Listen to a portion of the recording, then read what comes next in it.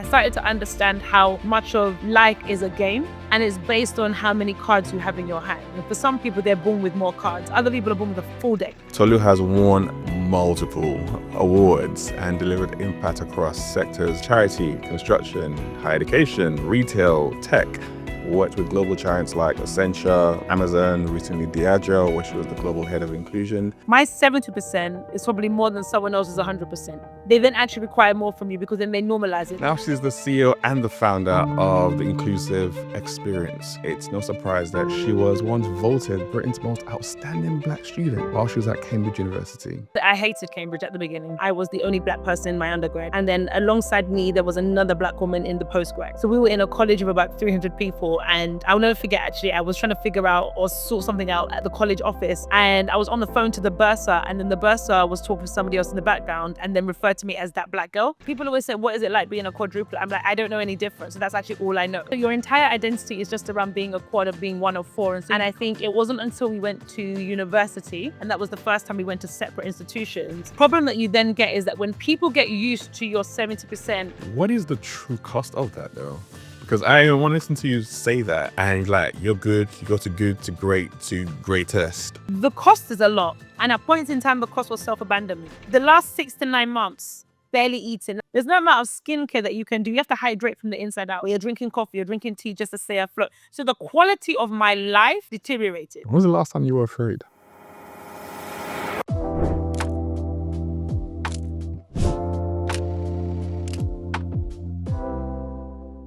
Tolu, how are you doing? Well, I'm overwhelmed by such an introduction. It's true, but it's so overwhelming to hear it. Is this your journey? I'm sure. I know, but yeah, no, I'm doing really, really well. And actually, it's really like, it's humbling, but also really like, I don't know the word is like, it's very out of body to hear my journey kind of being recalled back to me. It kind of sounds like the kind of old school, this is your life, sit down and go through like 50 years worth of your. I should have bought the red book. So yeah, no, it's amazing. So yeah, thank you for having me. I'm really looking forward to our conversation today. No problem at all. And I'm gonna start right at the beginning, but I want to go back to a younger version of you as a quadruplet. I'm curious, what were those earlier years like for you? Are you the eldest in the group, or where are you in all four of you? I'm the fourth. Okay. But I'm the fourth, not the last. I am the fourth. It's a numbered order, so I'm the fourth. And I always say, growing up, we didn't know any different. Do you know what I mean? Like, people always say, what is it like being a quadruplet? I'm like, I don't know any different. So that's actually all I know. And growing up, for me, it was a real, upon reflection, obviously now that we're all older, but for growing up, it was a real, on the one hand, a real enmeshed experience. And so if you know anything about psychology, but child psychology, therapy, whatever, enmeshment is when like different people become so like, it's the best way to describe it is that if you have Play-Doh and you have like a blue Play-Doh and a red Play-Doh and you mix it all together, you can't actually separate the red and the blue anymore. And that's what enmeshment is. And it happens in relationships, parents to child, children to children. And we had quite an enmeshed kind of experience, right? Because there's 4 of you, you're all the same age, you go to the same school, same classes, 9 out of 10 times you have the same friends, and people just expect you to be the same. You know, to the point where we had people who wouldn't even be bothered to learn our names. They just called you quad, quad, quad, quad. And that was, wow. Yeah. And so your entire identity is just around being a quad, of being one of four. And so you become so enmeshed in that. And I think it wasn't until we went to university, and that was the first time we went to separate institutions, that we then started to form our own identities. And now when you have that, you end up with a bit of a rub and a bit of a conflict around, well, who am I outside of the four? What does it look like to stand on my own 2 feet? And then actually you start to kind of go through a bit of that, well, what about me is nature and what about me is nurture? Because I always give the example, like we went to college and I think 3 of us studied IT, 2 of them studied business, everybody studied English, everybody studied sociology. Like there's just so much replication that actually, who are we outside of the 4? Because we always say, was it nature that we just all had a natural interest in that? Or was it nurture because that's what our siblings were doing? And so we all just developed an interest and therefore did it. So university was the first time we got to be individuals, stand on our own 2 feet. but then really start to understand who am I as an individual outside of the four. And then within that, you then get a dim, I actually don't know what the opposite of enmeshment is, but you then get a fight for independence, right? And then you go to university, so you're on campus, you're your own person, you come back home and you're back into the dynamic of your fours. And then you have to like renegotiate the power balance, perhaps, of well, who are we now in our fours? How do we work? What is our dynamic? So yeah, it was a very interesting upbringing. I wouldn't change it for the world. Actually, I love my siblings. Love my siblings. But yeah, it was a very interesting dynamic. I wouldn't say. I don't know if I would want to have quadruplets. I don't think I would. It's a lot of work, but I think it takes a lot of work to really build four well-rounded adults, or children actually. So yeah, I probably say no to that. But when you talk about going to uni and navigating that identity to figure out who you are, I guess you also have extra layers on top of that. So for example, for yourself, you went to Cambridge. Yeah. So even going into that institution, that has another identity wrapped up in that space. How did you manage to separate both? I'm finding myself outside of the quad, and I'm also finding myself in a Cambridge-esque environment institution, and figure out what was what. So first of all, I must say I hated Cambridge at the beginning. It was so different to where I was from, the people that I knew, the environment that I felt safe in. I went to Peterhouse. So Peterhouse is the oldest college in Cambridge, and I was the only Black person in my undergrad. And then alongside me, there was another Black woman in the postgrad. So we were in a college of about 300 people, and I'll never forget. Actually, I was trying to figure out or sort something out at the college office, and I was on the phone to the bursar, and then the bursar was talking to somebody else in the background, and then referred to me as that Black girl. So I sent an email to our Ooh. to the equivalent of like the what do you call it, the principal of the school, Dr. P, and I said, "You called me that Black girl, and I didn't like that." And it was literally because on the one hand, I was literally the only there was only two Black girls. So when you say that Black girl, everybody knows who you're talking about. But on the other hand, that is so rude and unnecessary, you know? So I did make a complaint about that. So it was that kind of dynamic where for some people, I was the first Black person that they had ever met, which was very insane to think about until they kind of explained the lives that they lived, the background that they came from. And I was like, oh, okay. You live like in the most remote part of Gloucester and you drive to your neighbor's house and your parents own land and you come from this particular kind of background. Maybe you don't know any Black people. And I started to understand a bit more of that. So that was very interesting. And then, like I said, I would go back home and then I would tell my siblings, my friends, cousins, what I was learning, what I was seeing, what I was experiencing. And that became quite important when we then started to look at things around careers and like internships. But I had never heard of an internship before, ever. Spring weeks. I had never heard of a spring week before till I was at uni. Then I'm What? bringing that back. Never heard of it. I grew up in New Cross. Never heard of that. Lived in Woolwich. Never heard of that. So bringing that information back, like, you know, that this is going on, that's going on. And then starting to all like, if you like, level up together and then start to kind of take some of that social capital that I was learning and earning at Cambridge and then bringing it back to my people. So it was a very interesting experience straddling both worlds, being in and then being out, being in and then being out. When was it that you say you didn't like it at the beginning? When was it that you actually started to enjoy your experience when you were there? It was the second year because in the second year, a whole bunch of Black people came. So we had some more Black undergrads, not in my college actually, but in other colleges. So we had a large contingent of Black people in postgrad. So most of them were in postgrad colleges. There was like 5 specific colleges for postgrad. So you would go there, sometimes your family are with you, but they wouldn't socialize as much. So in my first year, there was a small handful of us and it was nice. It was very nice. But second year, we had a whole bunch of Black people that went to places like Queen Elizabeth Boys or whatever, like grammar schools, and they started to come in. So that was quite nice because they were equally like, you know, clever, smart, and bright, but then they were also like from ends. So then we started to have a bit of a different experience. And some of those people are still some of my best friends to today. So that's when my experience changed. I would also say the other inflection point was in my second year, I was doing topics that I was a bit more familiar with. So in my first year, I was doing a lot of like medieval Britain, peasant farming, because I did a history degree.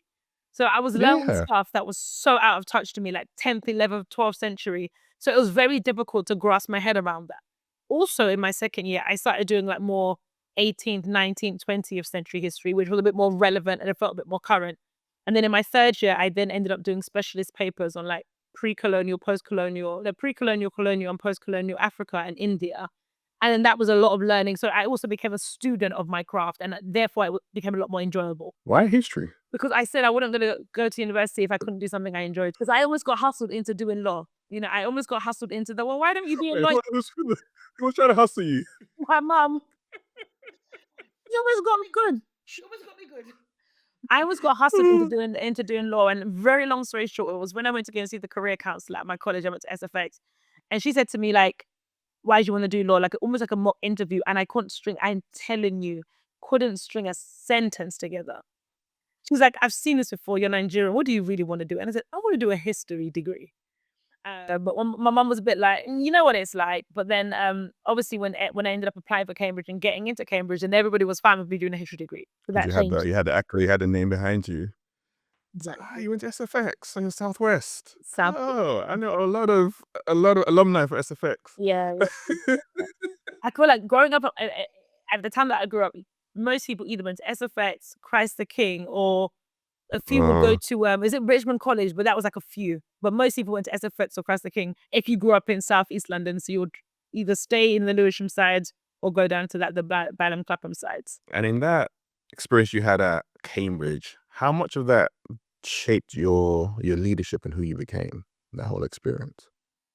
For me, it was so critical and so pivotal because there were multiple layers. Number one is I always say that I started to learn what life was like for some people versus other people. And I started to understand what patronage networks look like, what social cultural capital looks like, what knowledge capital look like. I started to understand how much of life is a game, and it's based on how many cards you have in your hand. And for some people, they're born with more cards. Other people are born with a full deck. They can decide what they want to put down, when they want to put it down, what they want to pick up. Other people have one or two cards and they're trying their best to make it work. So I started to understand what it was like to have multiple cards in your hand. And even if I wasn't born with those cards, act like I had those cards in my hand. You know, call a good bluff. You sit in a game of Joker, or we used to play these games, and you had to pretend that you had that card even if you didn't have. And I learned a bit of that from Cambridge. That was the first thing. And that gave me a level of assurance, which I still had to build in the workplace, but a level of assurance that when I'm in the room, I at least know how to act in the room. Over time, I then learn what to say in the room, what to do in the room, but at least I'm in the room.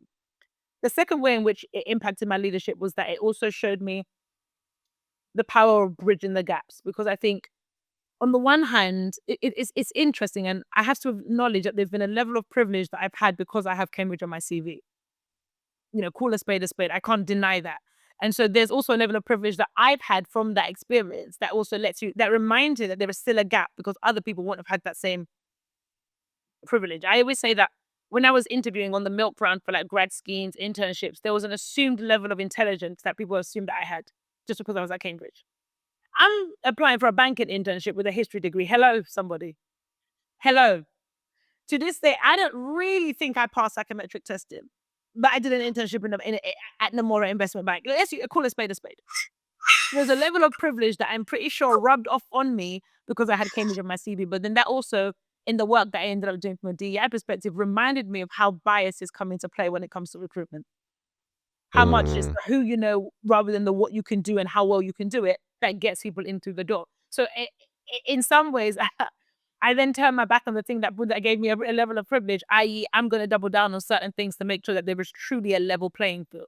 So even when I'm managing a team and I have people who went to different backgrounds, or, I'm sitting in an assessment center and people are leaning towards a certain kind of person because once again, there's an assumed level of intelligence based on where they went to. I'm like, well, no, this candidate from this background equally has X, Y, Z. And then I'm now starting to compete and fight for people to have a fair chance. So those are some of the ways in which it played out. Some might say that you've you've got yourself into a good position, a good space. You've got to Cambridge, you've got access to privilege now. Why would you choose to step into a world where you are fighting and you are pushing back and you are trying to level the playing field? Like, what is it that's driving you to actually do that? I'll be honest, when I was at Cambridge, I did a banking internship, like I said, at Nomura, and then I went onto a grad scheme at Accenture. But while I was there doing those two roles, I was on a sales trading floor and then a research floor in banking. And then at Accenture, I was working for clients, BP, Vodafone, etc. But as cool as the work was, as whatever, as all of those things that it was, I felt so detached from it. For me, it felt like there was no real world impact.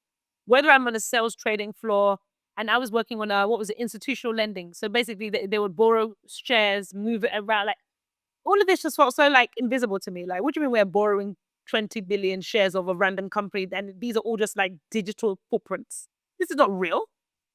And researching, actually, this is actually an interesting tip because I later ended up working for Amazon. I was doing a research project on Amazon, and actually, it was like I went down a rabbit hole and I realized that their logo was based on a smile, and that when and the curve of the arrow was actually a smile. Like, well, what has that got to do with the price of fish? But those are the kind of things you're putting into a research report. I'm doing a report on Argos, which is funny. I later ended up working for Sainsbury's, who owned Argos, so bit full circle. But all of that work got so detached. Then I'm working in consultancy, and I'm doing like a business improvement thingy, and I'm estimating that you're going to save £1 million if you do X, Y, and Z.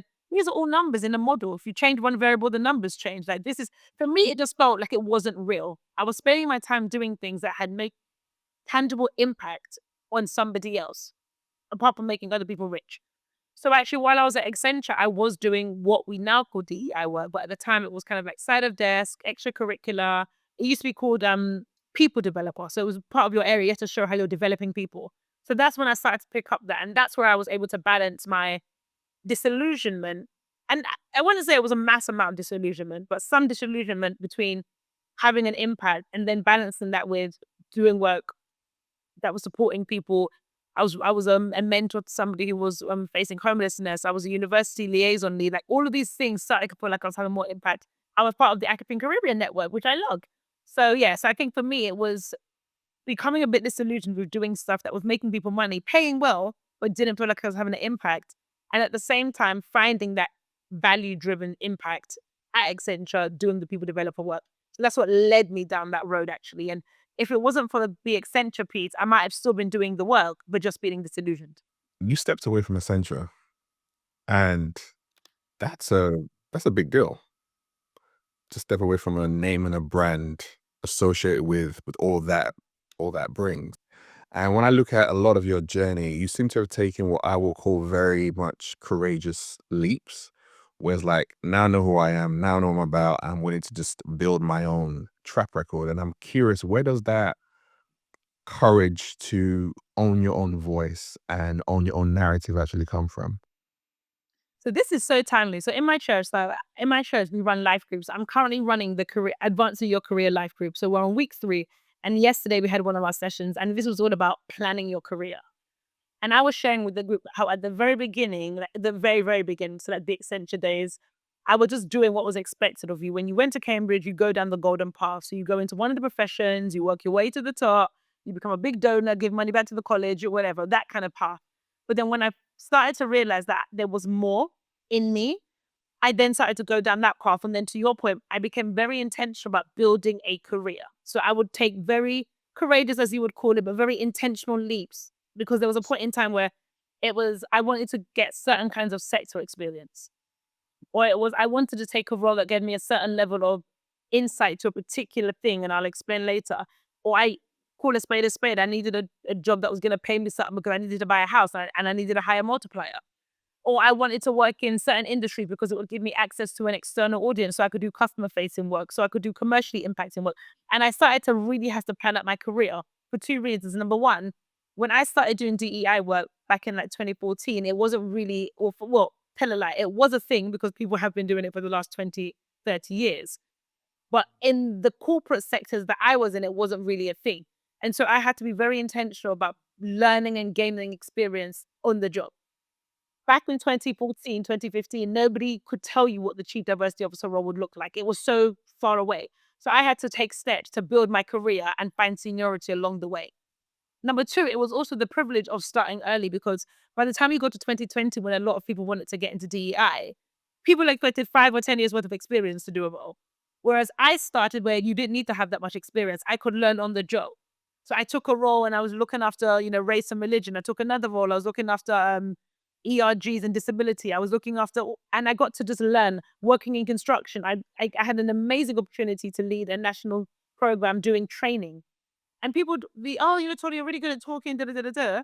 But then I was finally running a program where the core part of this was training and building a network of trainers to deliver training and then building ambassadors to then extend the work across the sector. So massive amounts of people engagement, massive amounts of training, massive amounts of being on site with a hard hat one time, being in a head office, talking to a leadership team. And it gave me such range working in that industry because I started to learn how to present to people and to sell the passion of Mm. DEI to bring them along.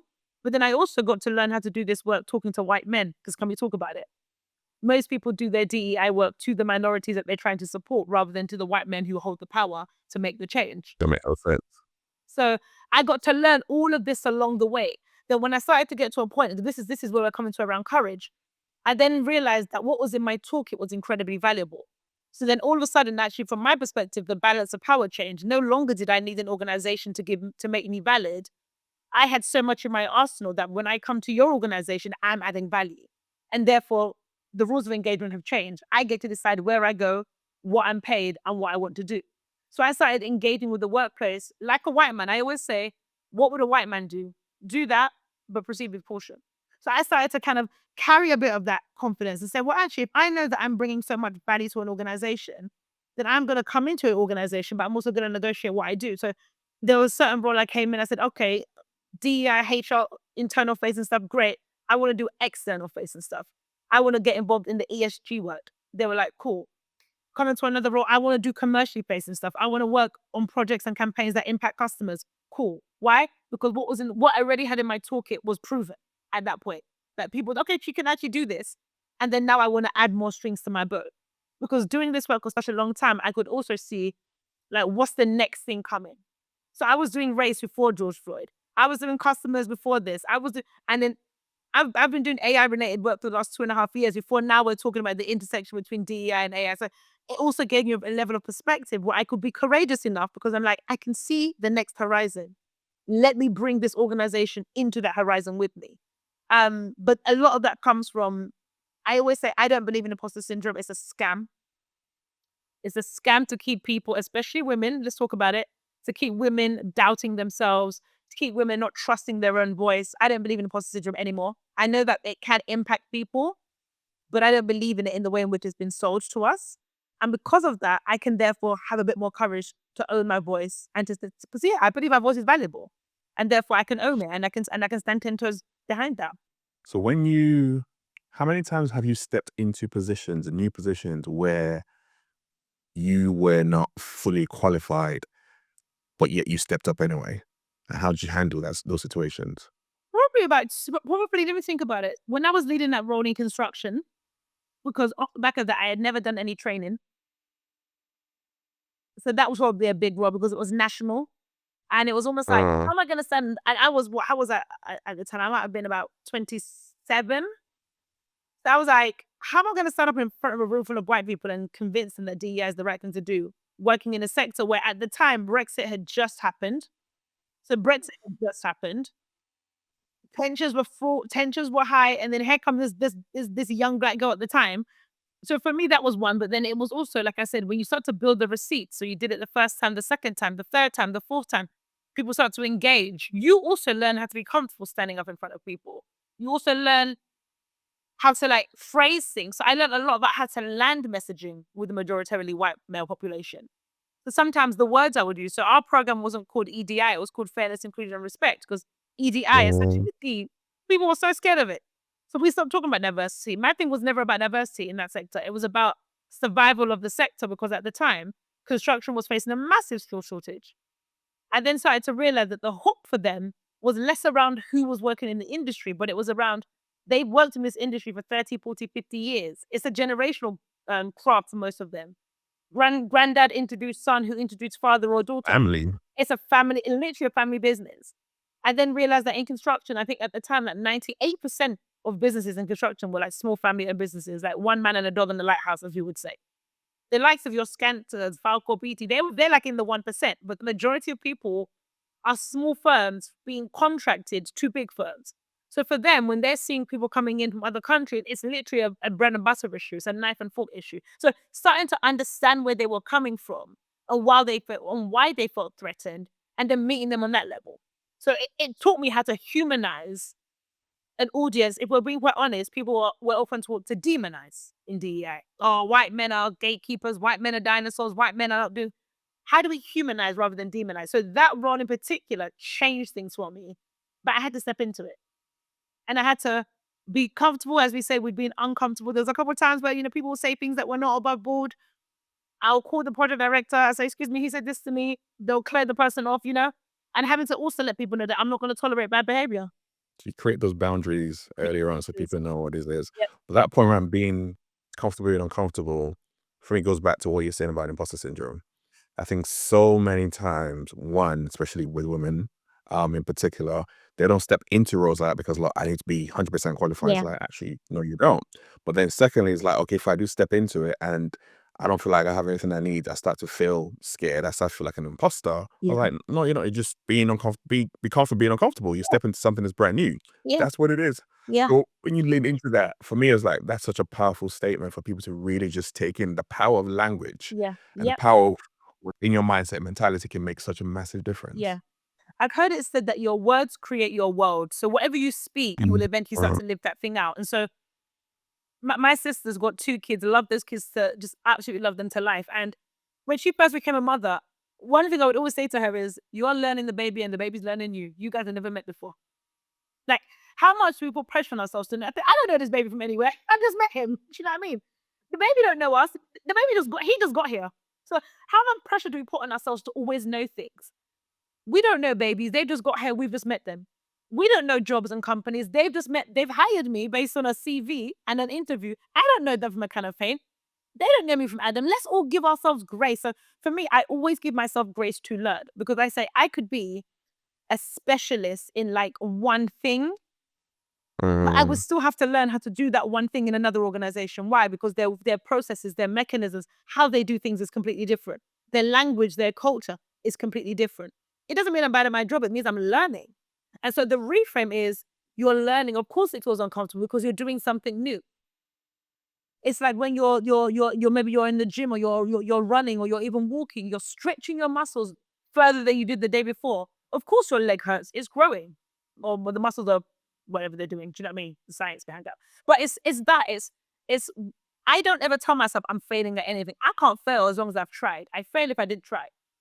But if I've tried, that means I've tried and it didn't work out, or I tried and I can improve. The way I talk to myself, never, because I would never talk down to myself. There's enough people in the world that would want to do that for you. I can't join that queue. So how do you balance grace and pressure? Because both can drive you in completely different ways. And sometimes like you lean more into the grace part, then you can take your foot off the pedal. Whereas Yeah. sometimes the pressure drives you and that's what's needed in the environment. So for someone who's a very high performer, high achiever like you are, how do you actually balance both of those two things? I'll be honest, I don't balance well. Call a spade a spade. I don't balance so. And one of the things that I always have to remind myself of is my 70% is probably more than someone else's 100%. Hot facts. But the problem that you then get is that when people get used to your 70% being the equivalent of someone else's 100%, they then actually require more from you because then they normalize it. So I always give this example. And I gave this example actually when I was at Amazon because I did a lot of incredible things over there. But people, the benchmark moved because people got so used to good, they wanted great. They got so used to great, they wanted perfection. And then once you got to perfection, there was nothing else to give.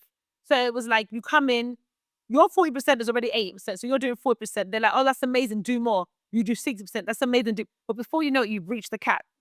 And because they get so used to what you've done, it's no longer amazing. But it's like, oh yeah, of course we're going to do that. We know you're amazing. But then amazing becomes good.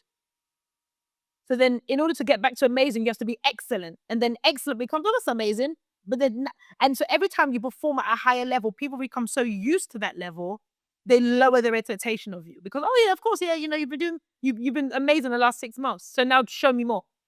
And so you're constantly on this hamster wheel of show me more, prove how far you can go. So I got stuck in many cycles of burnout, burn bright, burn out, burn bright, burn out, because I was constantly on that pedal of people want more, they expect more, they ask of more. Whereas what I started to do is when I left Amazon as a friend at Diageo, I then had to explain this is actually what it's taken to get all of this. So just because Mm. I don't tell you behind the scenes, the late nights, the working, the no breaks, the back, I'm not telling you that because you don't want to be perceived to not being a team player. But this is the cost of the greatness that you're seeing. You need to understand that. you also need to understand that you can't get great with everything. There'll be some flagship projects, tier 1 projects, you're going to get great. Your tier 2s and your tier 3s, you're getting good. And you know what? Because my good is still somebody else's great.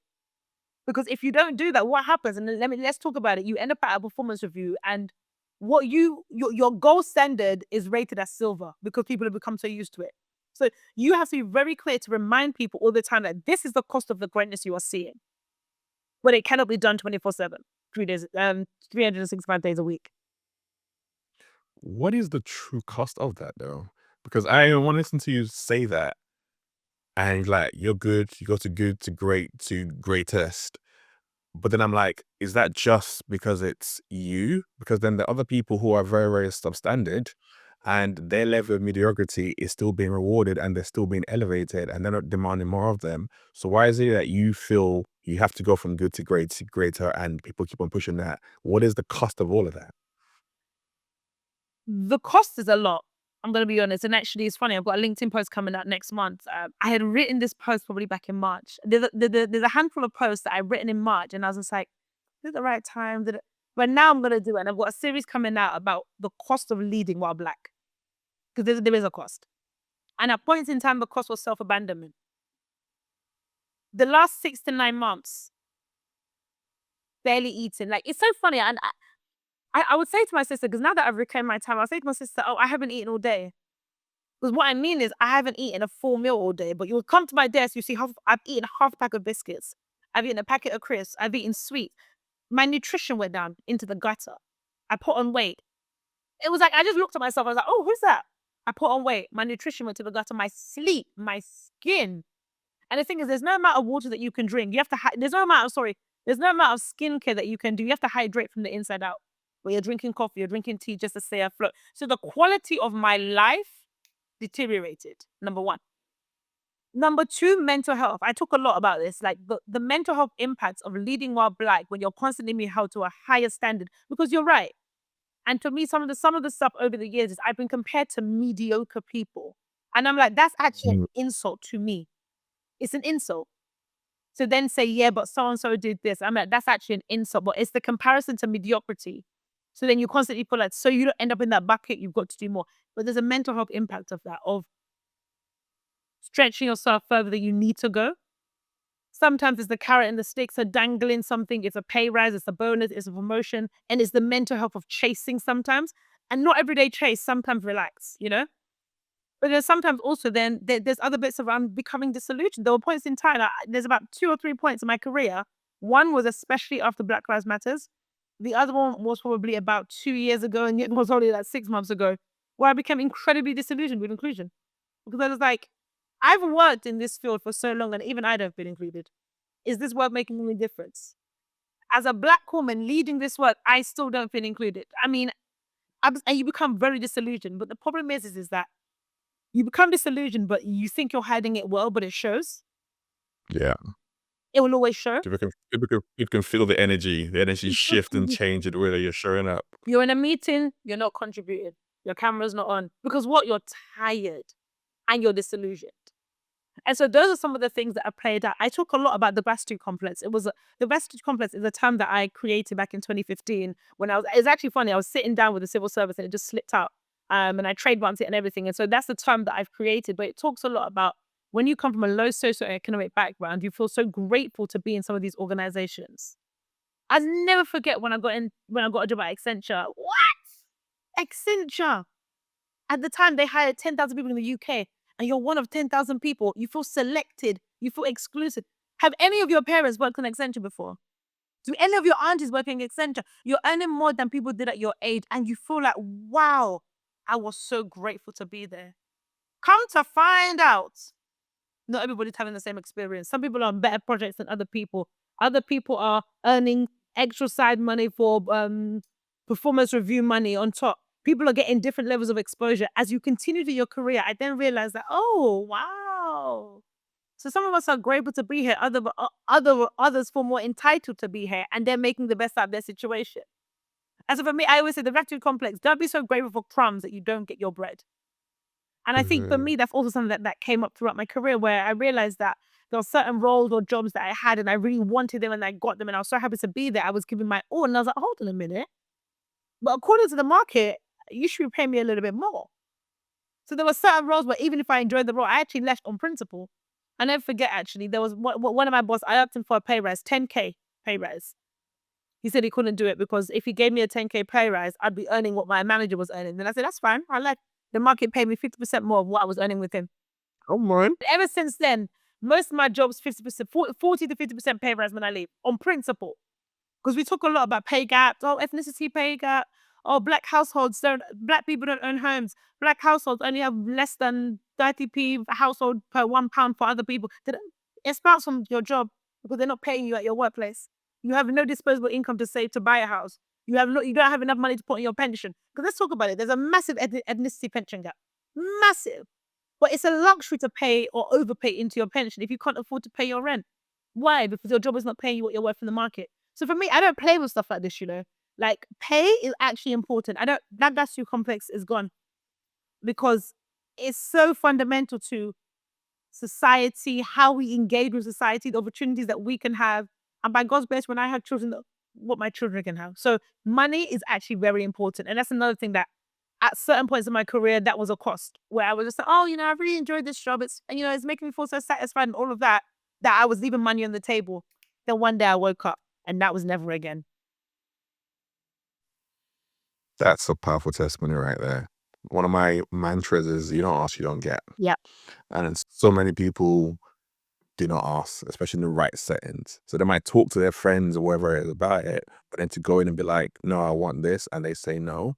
And to be like, no, I'm willing to back myself and go somewhere else. Yeah. That's the bit that's missing.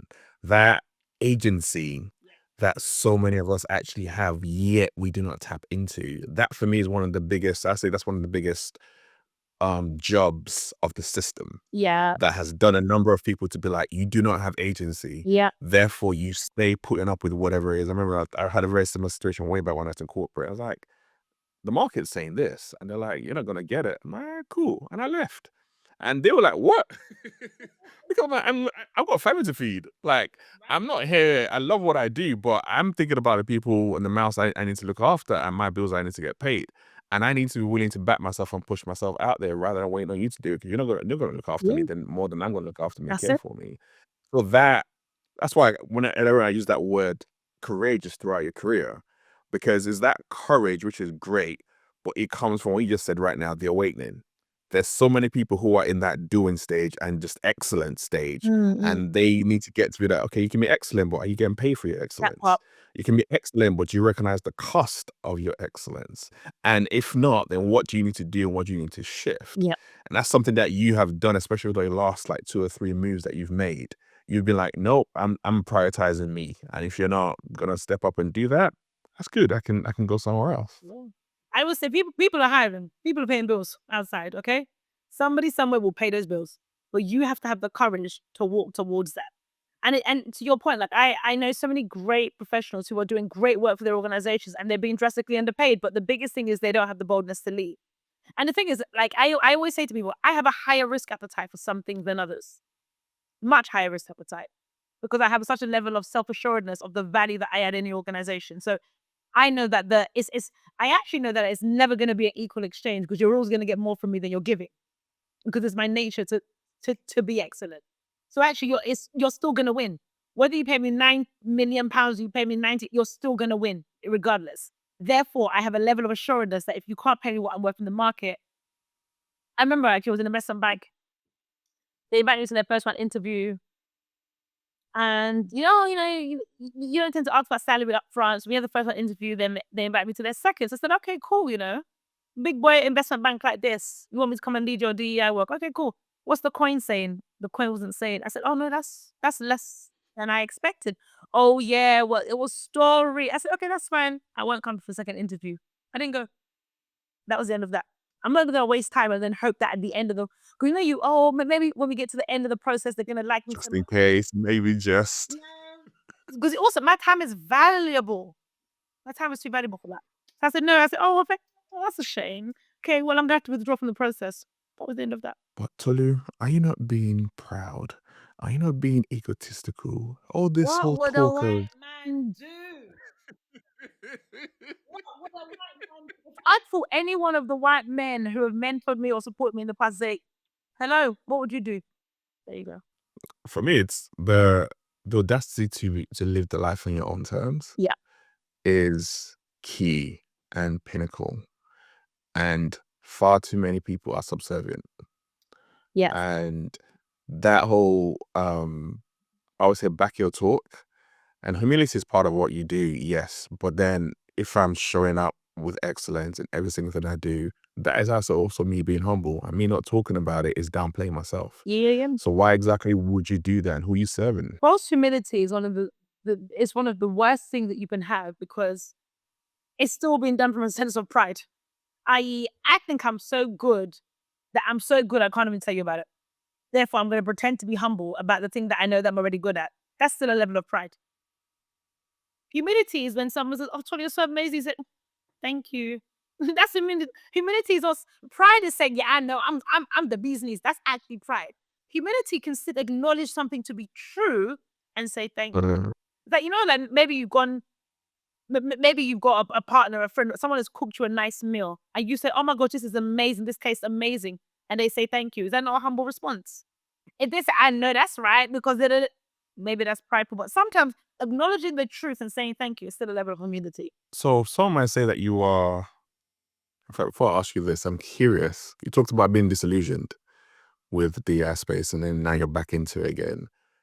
Now is probably one of the hardest times. It feels like it's one of the hardest times, especially what's rippling effect from the US coming through here. We've seen the rise of the far right in the UK and all the different things bubbling through in Europe and other parts as well.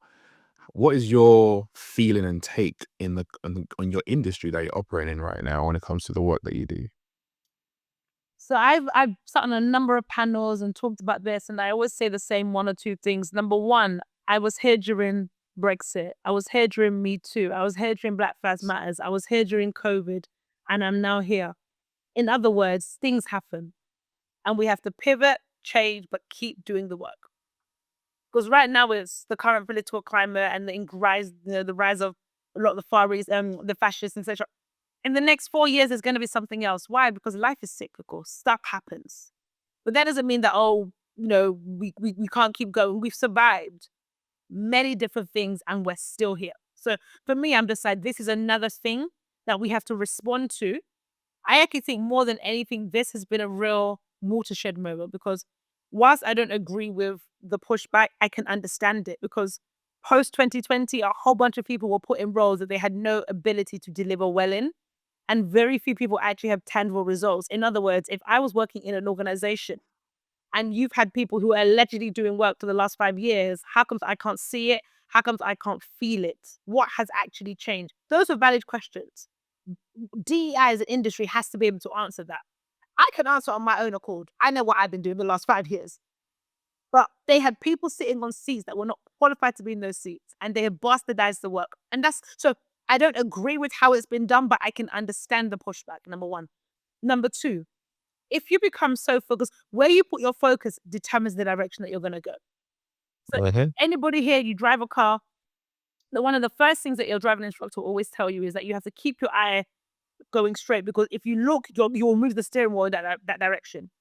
The same thing applies to the work we're doing. If we focus on one thing, we're going to drive towards that one thing. But guess what? There are many other things going on. Forget what's going on in the States, even forget what's going on in Europe. There are 295 countries in the world where you will have people represented from those countries in your workforce as your consumers, as your customers, as your clients. You've got work to do, respectfully. It doesn't matter what's going on over there. If you like, we've got an aging workforce. There's some of the work that I'm doing right now. We've got a massively aging workforce globally. That has a massive implication on work more generally. It also has a massive implication on society because if people are aging and in some countries like Italy, for instance, even in Japan, the population is aging greater than the replacement rate because people are not having children. That's a massive societal issue. So all of this is going on over there. That's one thing, but there are things that we need to continue to respond to in our work. So for me, it's just like we don't want to focus on that thing. Then number two, the third thing I would also say is I think it's a reminder for us to go back to basics. I think we lost the brilliant basics and we started to go for big, shiny, bolted on, added on. At Amazon, my old boss would always say it needs to be baked in, not bolted on. And I think we started to do a lot of bolt-ons. Okay, let's just launch a program.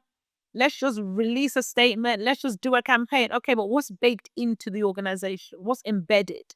And I think it's a reminder for us that we also need to do that as well. And the last thing I would say is that people said to me, oh, aren't you scared? You're launching your business in this time. I say in chaos, there's an opportunity to set order. That's my job in my business with the Inclusive Experience Group is we're here to set order. And we'll work with organizations to help them set order.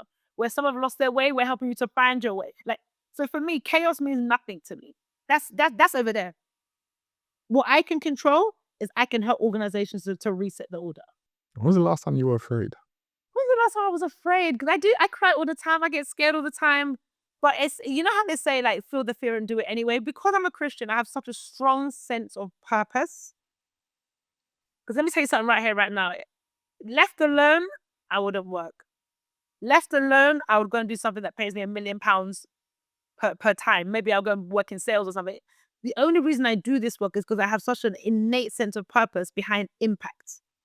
And people always say to me that on LinkedIn, my little bio section is 2 lines.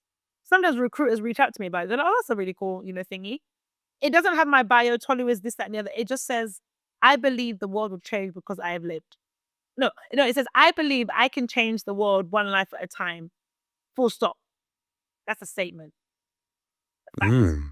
It then says, the world will change because I have lived. Full stop. That's it. And that's been in my bio since I joined LinkedIn 10 years ago. Largely because I didn't know what to write at the time, but it's now stayed. That's it. Right? That's it. So I'm driven by a sense of purpose that if I can just impact one person, then I've actually done something in this life. That means that my legacy lives on in the life of one person. One person's been blessed, for touch. That's actually enough for me. It doesn't have to be millions. One person's enough.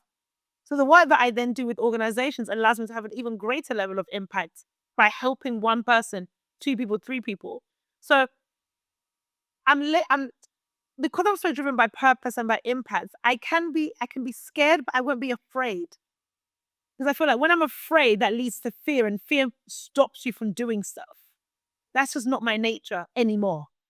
It's taken time to get to that point, but it's not my nature anymore. Mm-hmm. I don't have the spirit. So you have a spirit of fear. Mm-hmm.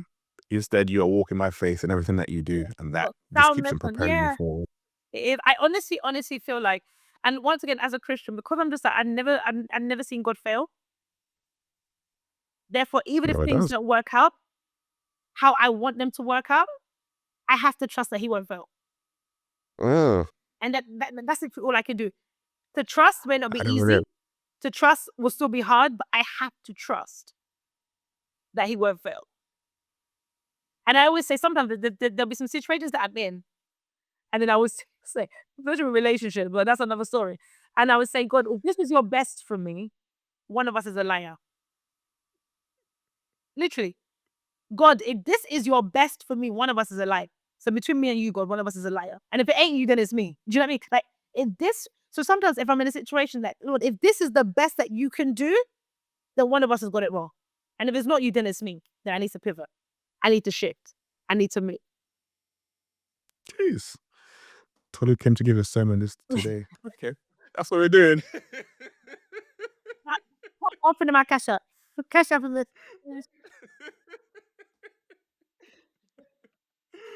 I don't run out of time, so I'm going to ask you this. I'm curious, how do you define leadership? Such a good question. Because I could throw out so many bog standard definitions. John Maxwell says this. We don't want that. We want you. I want how you. How do I define leadership? For me, leadership is, if I look at my style of leadership, I would say being a leader to me is giving people something that's worthy enough for them to want to follow.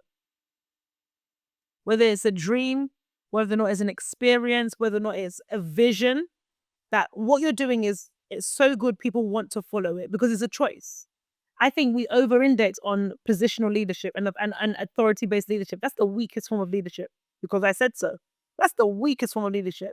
A good leader is somebody that you choose to follow. that you want to follow.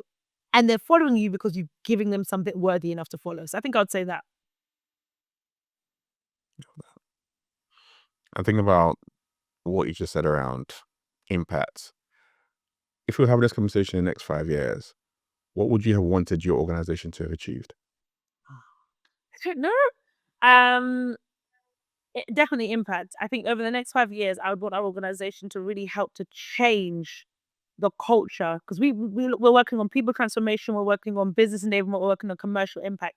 So those three sectors, but for us to really change the culture of how these companies are doing business, whether or not that's how they're working with their people, whether or not that's how they're embedding inclusion within their teams, or whether or not that's how they're embedding inclusion within their commercial impact products, services, etc. So I think for me, it's to be able to point to change, not just that we came and we did one thing and we left, but it's to point to real tangible change. Almost like how I can point in my career change.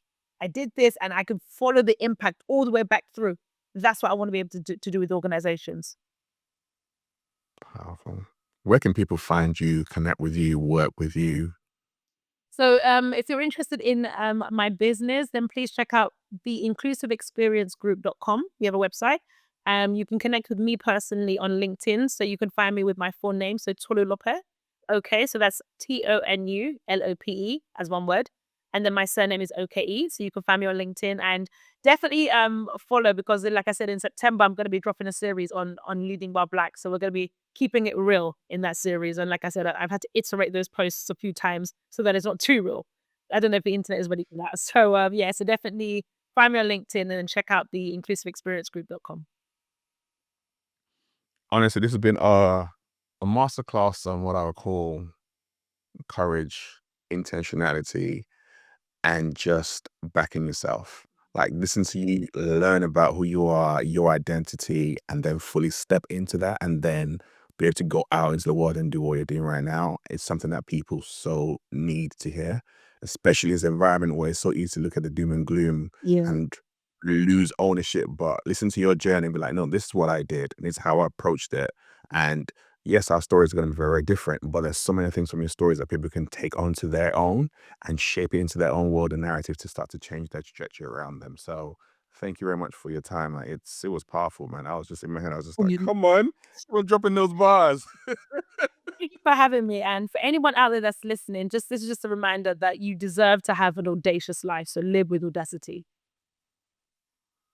And on that note, this is Everyday Leadership. We'll see y'all next week.